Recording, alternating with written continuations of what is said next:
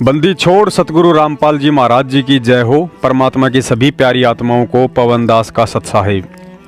पुण्यात्माओं, परमेश्वर कबीर साहिब जी की एक वाणी है कि कबीर का ज्ञान अटपटा झटपट समझ में ना आए, और जिसे झटपट समझ में आ जाए उसकी सब खटपट मिट जाए। दुनिया जान रही है कि वर्तमान में सतगुरु रामपाल जी महाराज जी के रूप में परमेश्वर कबीर साहिब पृथ्वी पर प्रकट हैं, लेकिन दुख इस बात का है कि अभी भी सतगुरु रामपाल जी महाराज जी के परमात्मा होने के विषय को लेकर कुछ एक उन लोगों को शंका है जो खुद अपने आप को संत जी का शिष्य कहते हैं। ये लोग ना घर के हैं और ना ही घाट के, अर्थात अभी तक ना ही तो पूरी तरह से सत्सेवक बने हैं और ना ही सतलोक आश्रम मैनेजमेंट के साथ हैं। उनकी शंका है कि सतलोक आश्रम मैनेजमेंट वाले तो संत रामपाल जी महाराज जी को परमात्मा नहीं बल्कि परमात्मा कबीर साहिब जी का एक प्रतिनिधि मानते हैं, लेकिन तुम सत्सेवक उन्हें कबीर जी का कोई प्रतिनिधि नहीं बल्कि साक्षात कबीर जी ही मानते हो, जो संत रामपाल जी महाराज जी के चोले में अपनी प्यारी आत्माओं को तत्व ज्ञान देने के लिए 8 सितंबर 1951 में हरियाणा में प्रकट हुए हैं।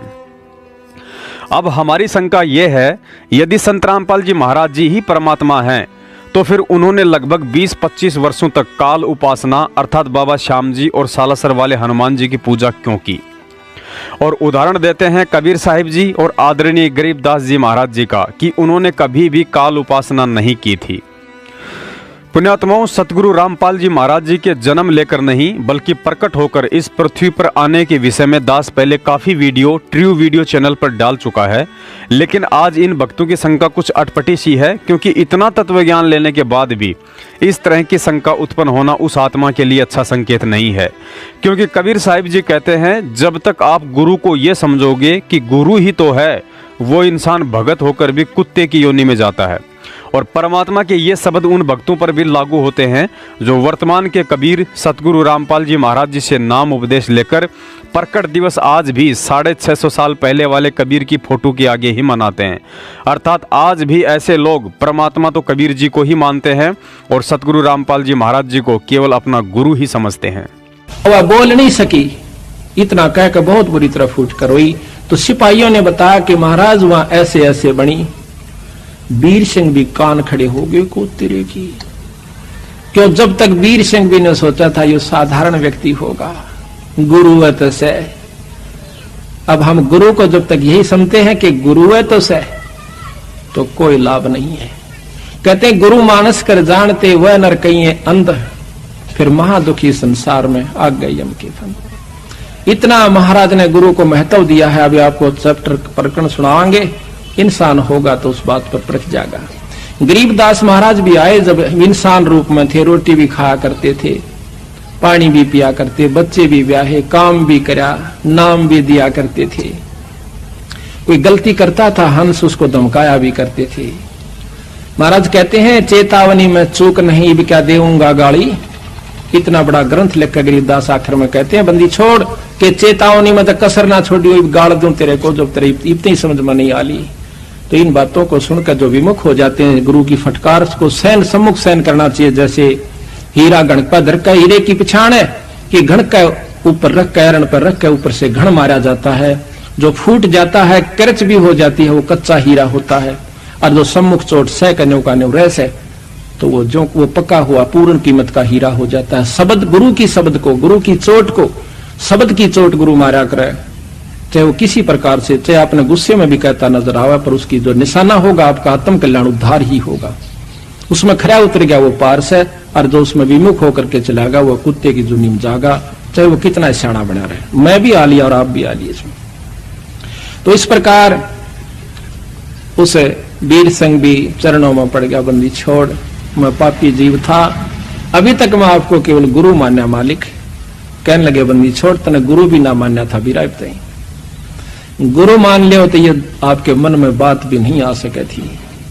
गुरु और परमात्मा में कोई अंतर नहीं होता, जब तक दो समझ कर चाल है। कबीर साहब कहते हैं, वो कुत्ते की जुनी में जागा। पुण्यात्माओं, वर्तमान का समय कलयुग की बिचली पीढ़ी के मोक्ष मार्ग का समय चल रहा है। और इस समय के विषय में काल भगवान ने पहले ही तपतशिला पर जोगजीत रूप में कबीर साहिब जी को कह दिया था कि जाओ जोगजीत संसारा, जीव न माने कहा तुम्हारा, जीव तुम्हारा कहा न माने, हमरी ओट ले वाद बखाने। अर्थात कलयुग की पिछली पीढ़ी तक मैं इन जीवों को उल्टी सीधी भक्ति साधना करवाकर इतना भ्रमित कर दूंगा कि उस समय कोई भी जीव आपकी बात सुनने को तैयार ही नहीं होगा। कबीर साहिब जी कहते हैं, कठिन विषम गति रहन हमारी, कोई न जानत है नर नारी। अर्थात मैं अपनी आत्माओं को किस विधि और सोच छल छिद्र करके उन्हें काल जाल से मुक्त करवाता हूँ, उसके विषय में यहाँ के जीव तो क्या खुद काल भी नहीं समझ सकता है। जो पुण्यात्माएं परमात्मा की चाहत में जन्म से ही ब्रह्मा विष्णु महेश जी के कट्टर पुजारी हैं या अन्य देवी देवताओं की साधना को ही उत्तम मानकर दिलो जान से समर्पित हैं, अपनी उन आत्माओं से काल साधना छुड़वाने के लिए परमात्मा को यदि स्वयं भी काल पुजारी बनने की लीला करनी पड़े तो वे जरूर करते हैं। पुण्यात्माओं, यहाँ एक विशेष बात है जो ध्यान में रखनी है। पृथ्वी लोक पर कर्म केवल 84 लाख योनियों में अकेले मनुष्य पर ही लागू होते हैं। उदाहरण के लिए, यदि एक व्यक्ति की मौत किसी जानवर के काटने या हमला करने से हो जाती है तो उस पशु या पक्षी पर उस हत्या का कर्म लागू नहीं होता है। अर्थात ना ही तो उसके ऊपर मुकदमा चलता है और ना ही उसे उम्र कैद या फांसी की सजा सुनाई जाती है और ना ही उस मौत के लिए उसे यमराज दंड देता है, क्योंकि पशु योनि कर्म योनि नहीं बल्कि भोग योनि है जो अपने प्रारब्ध के कर्म को भोग रहे होते हैं। अतः यहाँ विचार करने की बात है, जब मनुष्यों को छोड़कर पशु पक्षी पर भी कर्म लागू नहीं होते हैं तो भला उस पूर्ण परमात्मा सतगुरु रामपाल जी महाराज जी पर काल पूजा का कर्म कैसे लागू हो सकता है। अब आपको बताते हैं, उस कबीर परमेश्वर ने सतगुरु रामपाल जी महाराज जी के चोले में लगभग 20-25 वर्षों तक काल पूजा की लीला क्यों की।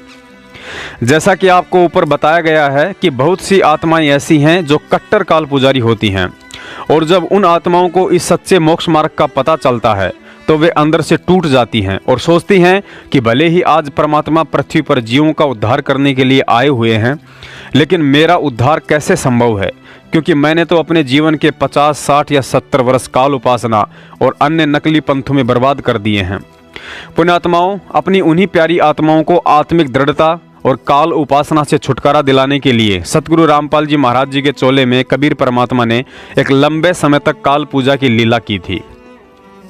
क्योंकि जब उन आत्माओं को सत्संगों के माध्यम से पता चलेगा कि खुद संत रामपाल जी महाराज जी ने भी 25 साल तक हनुमान जी की पूजा की और यदि आज परमात्मा कबीर साहिब जी उन पर भी मेहरबान होकर उन्हें सतगुरु का दर्जा देकर पूरी पृथ्वी के जीवों का मोक्ष करने की पावर दे सकते हैं, तो भला हम तो जीव हैं, यदि आज से ही इन काल पूजाओं को त्याग कर उनकी शरण ग्रहण कर लें तो निश्चय ही हमारे आत्म कल्याण अर्थात मोक्ष में कोई धोखा नहीं होगा। और एक दिन जब उन आत्माओं को पता चलेगा कि ये तो स्वयं ही कबीर परमात्मा है तो उसके बाद उनकी खुशी का कोई ठिकाना ही नहीं रहेगा। पुण्यात्माओं, परमात्मा ने तो मुस्लिम वेशभूषा वाले जिंदा महात्मा का रोल भी किया था, लेकिन ऐसा करने से वे मुसलमान नहीं बन जाते हैं। परमात्मा ने तो आदरणीय नानक जी को अपनी शरण में लेने के लिए जिंदा महात्मा के रूप में उनसे कहा था कि हे ज्ञानी महापुरुष, मुझे भी अपना शिष्य बना लो और ज्ञान प्रदान करो। और इसी लीला के चलते कुछ ही समय में उन्होंने नानक जी को भी अपने लपेटे में ले लिया। परमात्मा ने तो काशी में सुबह सुबह 4 बजे एक 2 वर्ष के बच्चे का रूप बनाकर रामानंद जी की ठोकर खाकर अपने गले में वैष्णव कंठी माला भी पहनी थी, लेकिन ऐसा करने से वे कोई विष्णु उपासक नहीं बन गए थे। परमात्मा कबीर जी ने तो विष्णु उपासक बनकर अर्थात गले में कंठी माला, तिलक और टोपी पहनकर एक शिष्य की भूमिका में आदरणीय रामानंद जी के साथ गोरखनाथ को अपनी शरण में लेने के लिए उनके साथ ज्ञान गोष्ठी भी की थी। तो क्या माथे पर तिलक और गले में कंठी माला धारण करने से कबीर जी विष्णु उपासक बन गए थे? परमात्मा ने तो नरसिंह जी से 56 करोड़ की संपत्ति का दान करवाने के लिए स्वयं नरसिंह जी का रूप धारण किया था, लेकिन ऐसा करने से वे नरसिंह जी की तरह एक सामान्य व्यक्ति नहीं बन गए थे। पुण्यात्माओं, परमात्मा तो स्वयं जगत गुरु है, वह तो किसी का भी चेला नहीं बन सकता है, लेकिन 650 साल पहले उन्होंने हम जड़मती जीवों को तत्व ज्ञान देने के लिए काशी में स्वामी रामानंद जी का और आज स्वामी रामदेवानंद जी का चेला बनने की लीला की। कबीर परमेश्वर ने रामानंद जी से कहा कि आप मेरे गुरु बनो, और इस काल ने हमसे एक वचन लिया हुआ है कि कलयुग में तुम कितने ही प्राणी ले जाना। और अब ये क्या समस्या आएगी कि इस काल ने कहा है कि मैं नकली संत भेजूंगा और वो नकली नाम देंगे, ऊट पटांग, और सतलोक की महिमा बताएंगे। सचखंड सतलोक तो नीचे बात नहीं करेंगे, और नाम सारे काल के होंगे। तो फिर वो मेरे अब पे मेरे मुंह में समाएंगे, यही रह जाएंगे।